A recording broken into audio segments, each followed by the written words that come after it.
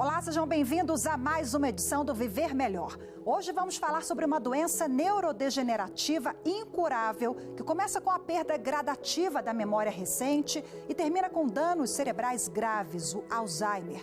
Números do Ministério da Saúde apontam que a doença afeta mais de 1 milhão de brasileiros. 100 mil novos casos são diagnosticados a cada ano.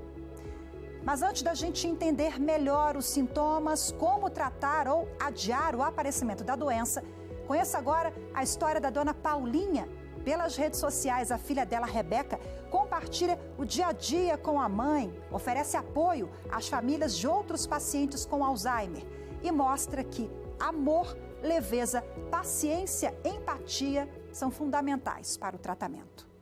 Paula Guimarães, a Paulinha de 82 anos, foi diagnosticada com Alzheimer no fim de 2020. Uma ressonância magnética mostrou que o cérebro já estava bastante atrofiado. Eu costumo dizer, Rafaela, que essa doença ela funciona como uns fios que eles não se desconectaram ainda, pelo menos até a fase moderada da doença. Esses fios eles continuam ali, eles não estão intactos, mas eles estão desencapados. E aí o que acontece? Ora esse fio se desconecta e ora ele conecta. O que a senhora está vendo lá embaixo? Me mostra.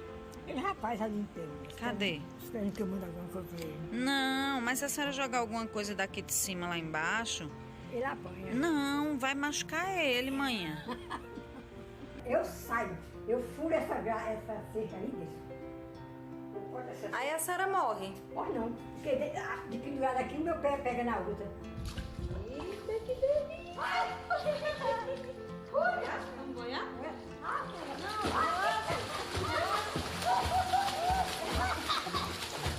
De sorriso largo e palavras nem sempre ponderadas, a paraibana de Campina Grande dança, canta, conta histórias e, com muita pureza, compartilha o dia a dia com os seguidores. A iniciativa da criação de um perfil no Instagram e um canal no YouTube foi da filha única, a Rebeca. O intuito maior hoje é levar informação e ajudar outras famílias. O que a gente percebe é que as pessoas têm medo de falar sobre isso. Tem vergonha de dizer que seu familiar tem Alzheimer. Eu acho que a gente não deve sentir vergonha. Além das funções cognitivas, como ler e desenhar, a Paulinha pratica atividades físicas. Focada, olhando pro reloginho, olha. E durante a entrevista, ela quase que topa falar comigo. Ela chegou aqui. Vem cá. Eu não sou louca. Ela quer te conhecer. Ela está chateada porque eu estou aqui no escritório. Estou chateada. Está chateada. Ela não está te vendo. Ela está me vendo. Não, tá não. A senhora tem que vir para cá. Esses acessos de raiva que ela tem, eu já me acostumei, né? Eu já consigo mudar o foco, desviar para outro assunto e aí rapidamente ela esquece. Além das dificuldades do dia a dia, Rebeca conta que ainda precisa driblar outro problema. É o olhar do outro, é o preconceito com a doença, o preconceito com as pessoas especiais. Então, eu acho que a chave que abre a porta para a gente entrar nesse mundo e compreender e respeitar e aprender a lidar é essa, é a empatia. Meu limão, meu limoeiro, Meu pé de jacarandá, uma vez que do lelê, outra vez que do lalá. Um beijo para Rebeca, para Paulinha, que representam tantas famílias Brasil afora. E vale lembrar que grupos de apoio, como os conduzidos pela Associação Brasileira de Alzheimer, são uma grande rede de ajuda. O site da Abras é esse aqui que aparece na sua tela. Vamos acompanhar agora uma reportagem sobre como a doença age no cérebro.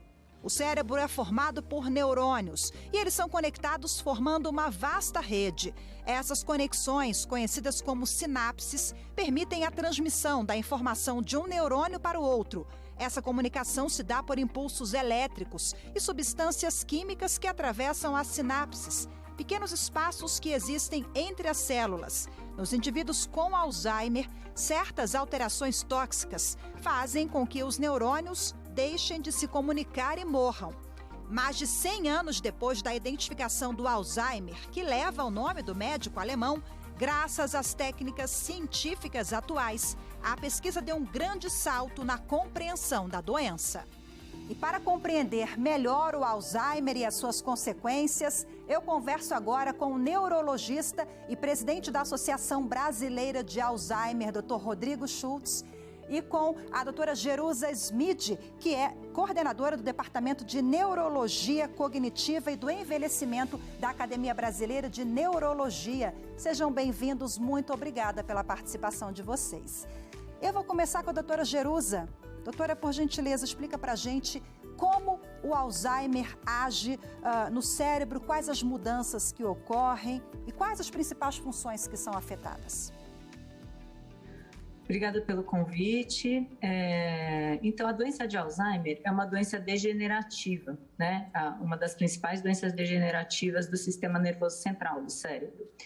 E ela acomete, o que acontece na doença de Alzheimer é uma alteração em algumas proteínas que nós temos no nosso cérebro.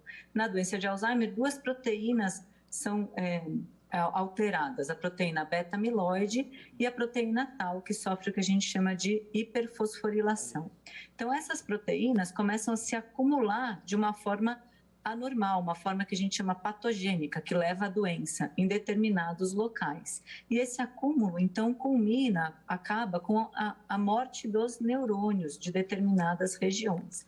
Uma região que é comprometida muito no início da doença é a região que nós chamamos de hipocampo. Os hipocampos são os nossos portais da memória. A gente precisa dos hipocampos para formar novas memórias.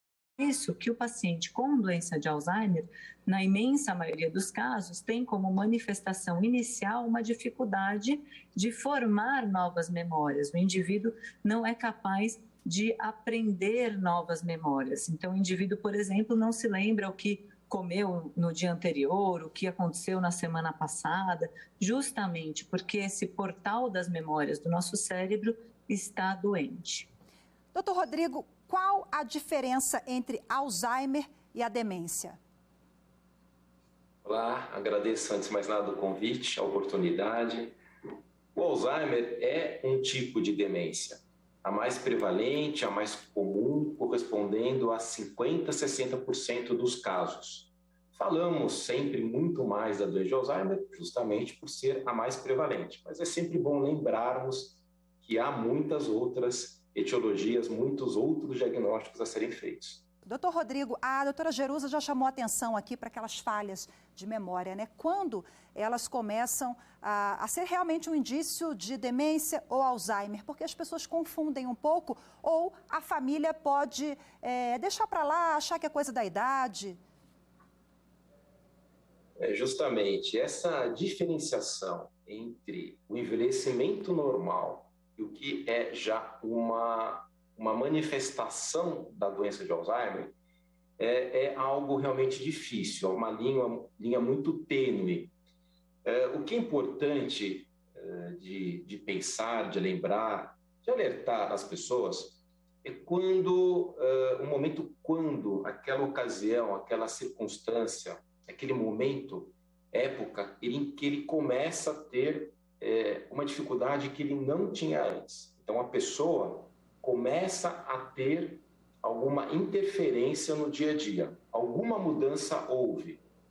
Essa diferenciação, como eu disse, é difícil, mas a mudança chama a atenção para, alguma coisa está acontecendo. Se ele era assim, agia assim, tinha talvez algum tipo de esquecimento, mas mudou. Eu gostaria de lembrar também os estudos de comportamento, porque depressão, ansiedade, distúrbios do sono podem ser sintomas iniciais de uma demência. Então, a mudança com alguma interferência, isso não acontecia, passou a acontecer, é um sinal de alerta.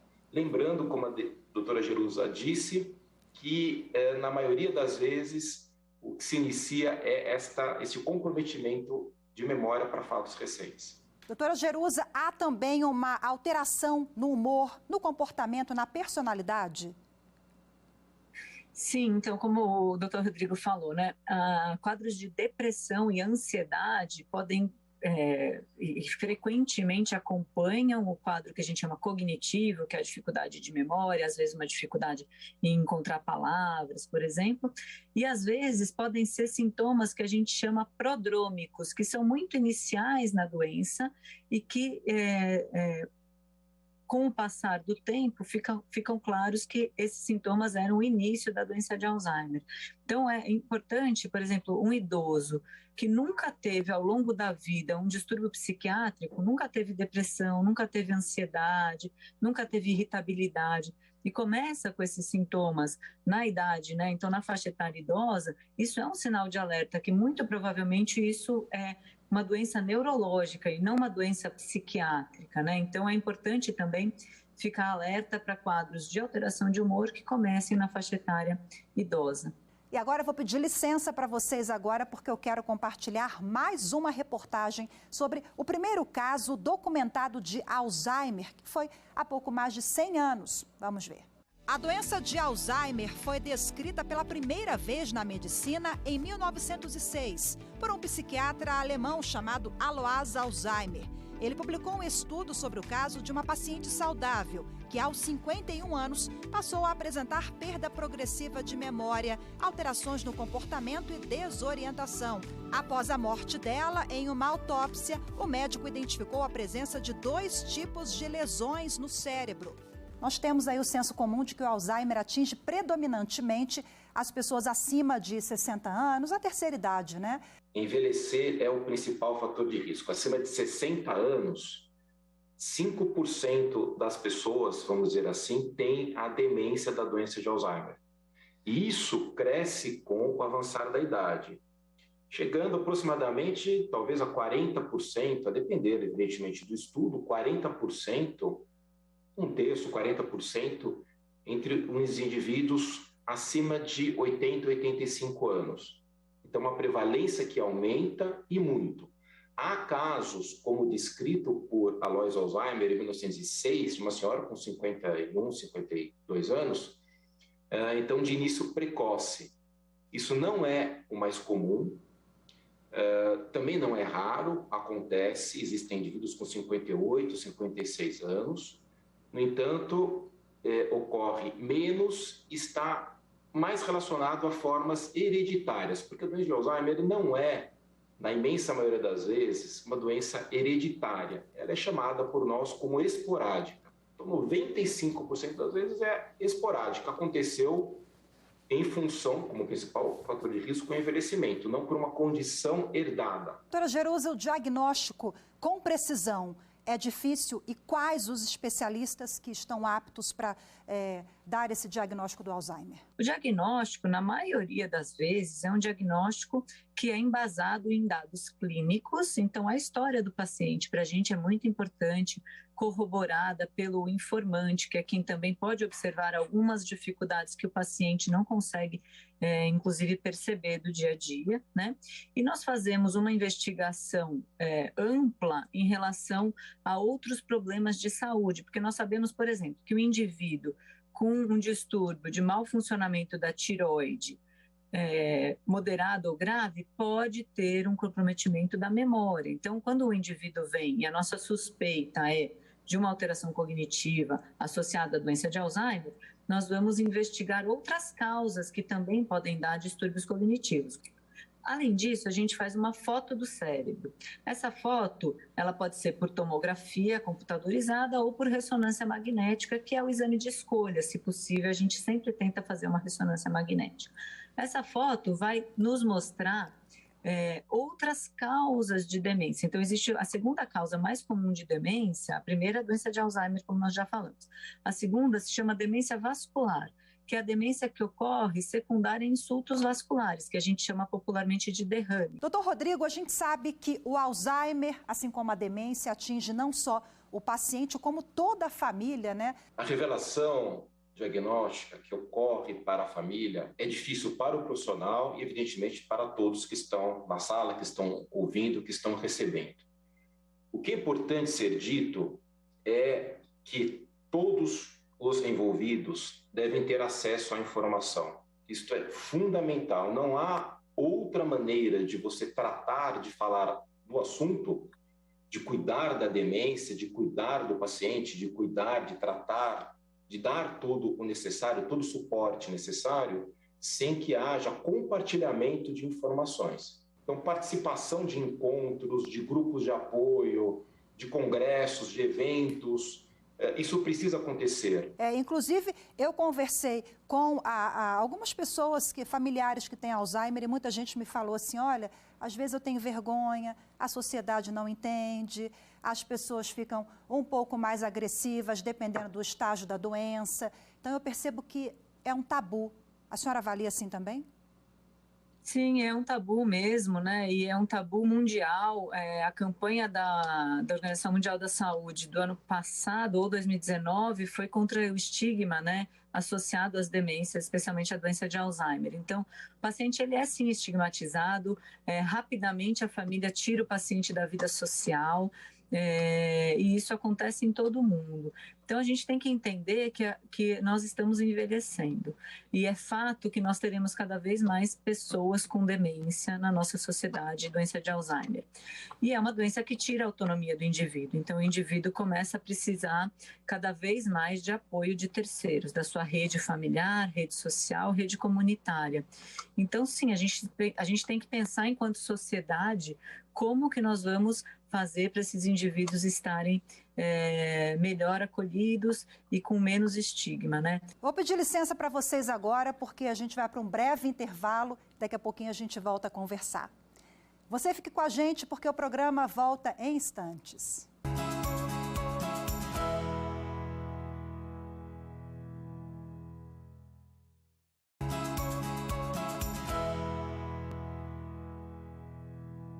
O Viver Melhor está de volta e hoje fala sobre o Alzheimer, uma doença irreversível que atinge pacientes e familiares. Compromete gradativamente a memória e a cognição, as questões motoras e, no estágio mais avançado, mostra a sua face mais cruel, que é quando a pessoa se torna dependente e precisa de cuidados imediatos o tempo todo.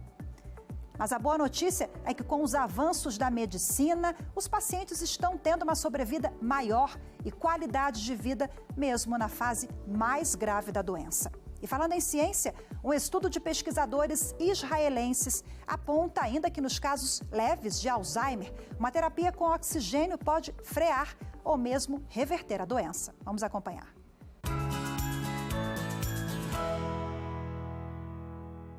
O estudo foi realizado por cientistas da Escola de Neurobiologia, Bioquímica e Biofísica da Universidade de Tel Aviv. Os pesquisadores israelenses estudaram pessoas com deficiência cognitiva leve, um estágio inicial de perda de memória, que é um precursor da forma mais comum de demência.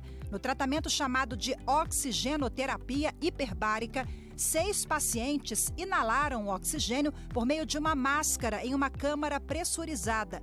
Os sintomas melhoraram depois de 5 tratamentos de 90 minutos de oxigênio por semana durante 3 meses. Além disso, segundo o estudo, a técnica aumenta significativamente a quantidade de oxigênio nos tecidos corporais, o que os defensores dizem que estimula a cura. Os especialistas acreditam que a terapia funciona alterando a estrutura dos vasos no cérebro e aumenta o fluxo sanguíneo.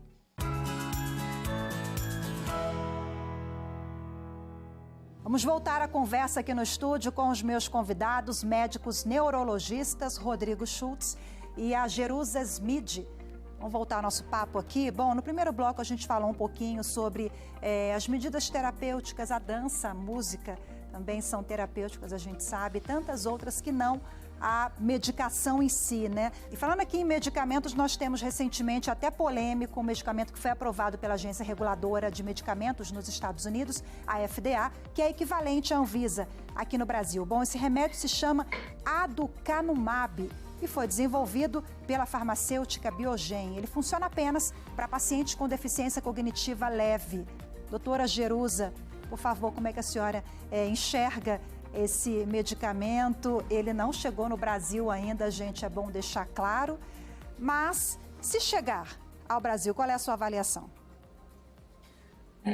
A aprovação desse medicamento foi controversa, por quê? Porque quando a gente aprova um medicamento, ele passa por diversos passos de estudos científicos, né? São as fases da aprovação de uma medicação.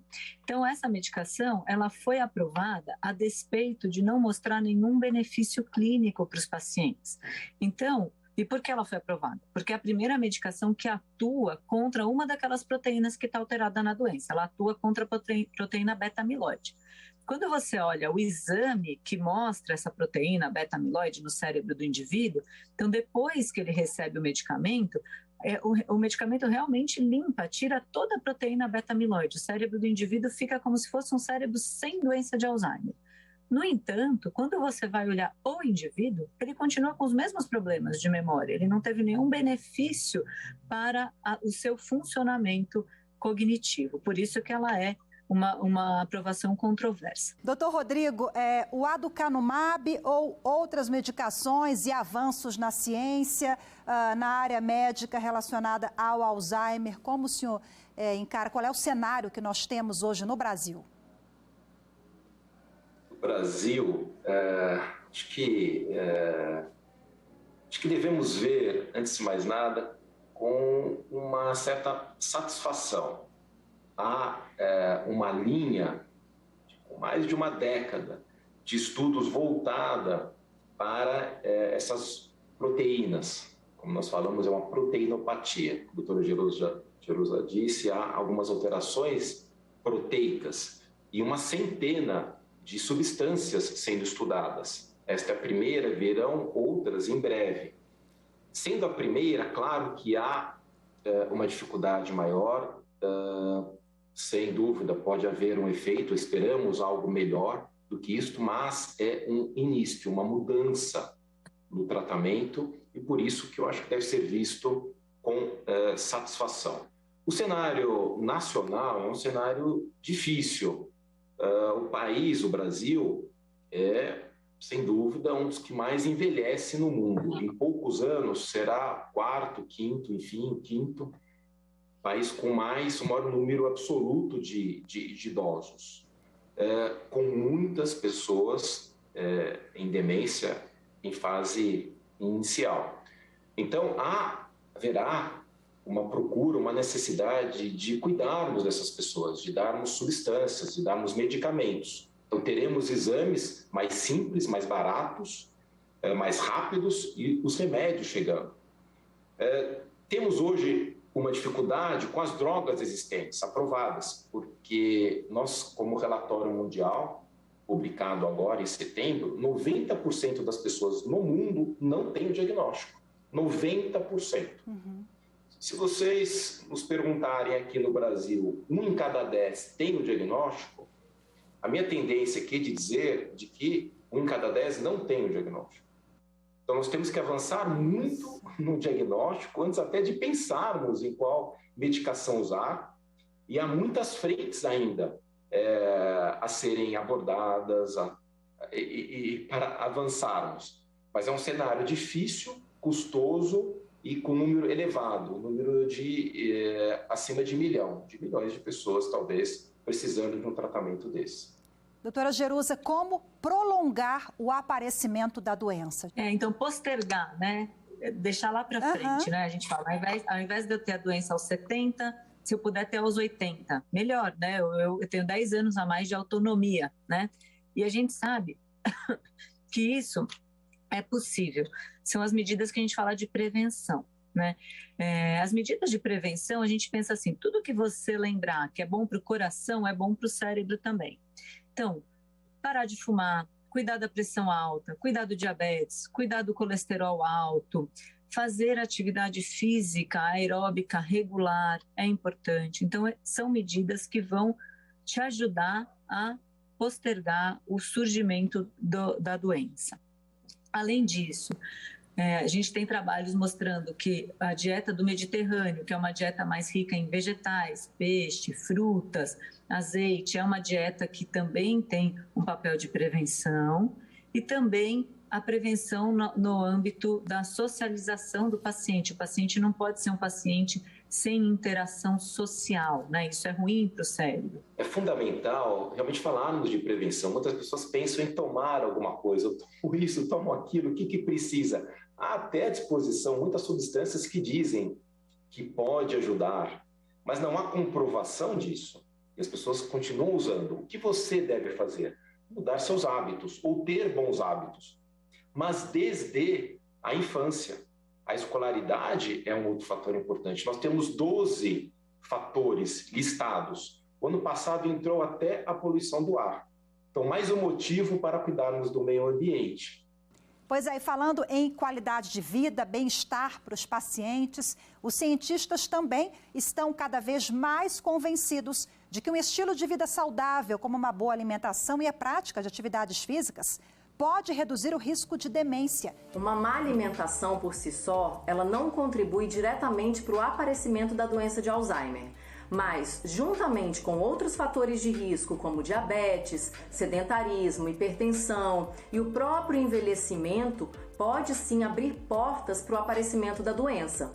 Assim como alimentação saudável, juntamente com bons hábitos de vida, podem sim prevenir o aparecimento de Alzheimer.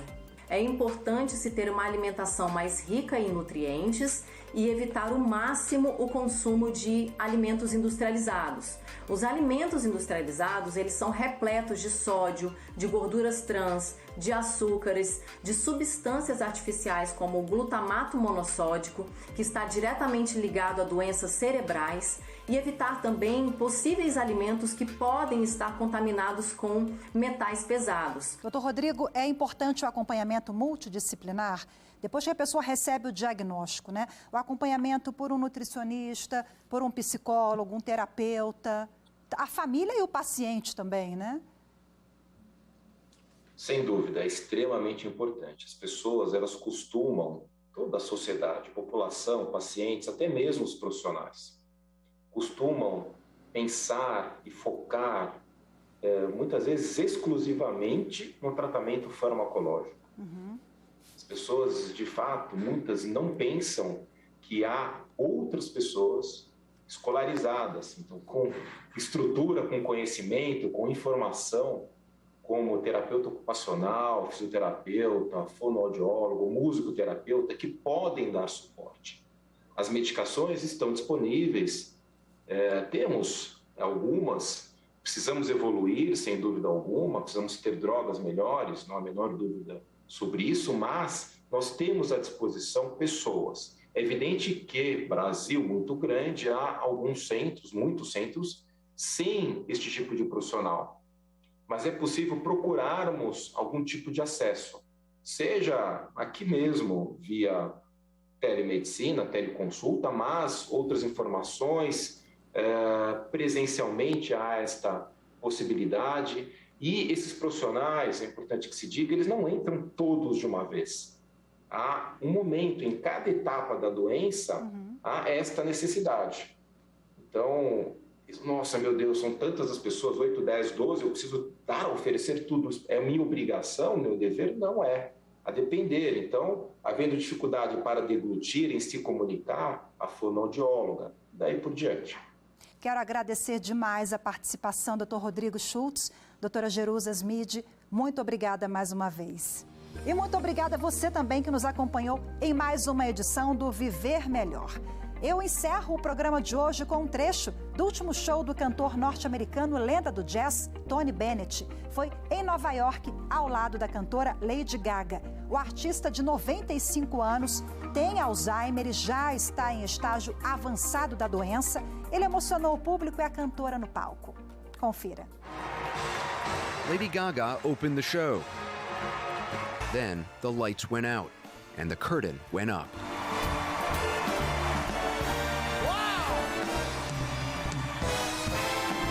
Well, once he saw the audience, and and he raises his hands, I knew we were all right, because he became himself.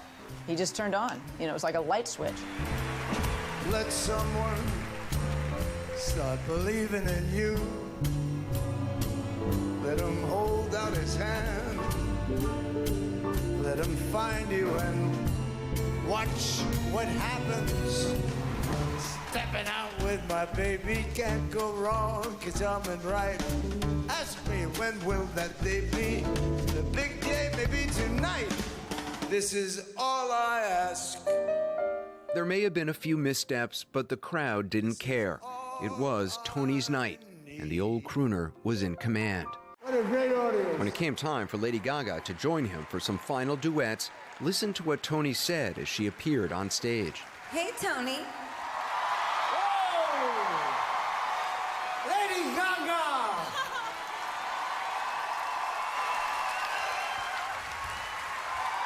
I like that. Do it again. Okay. That's the first time that Tony said my name. Your golden sun will shine.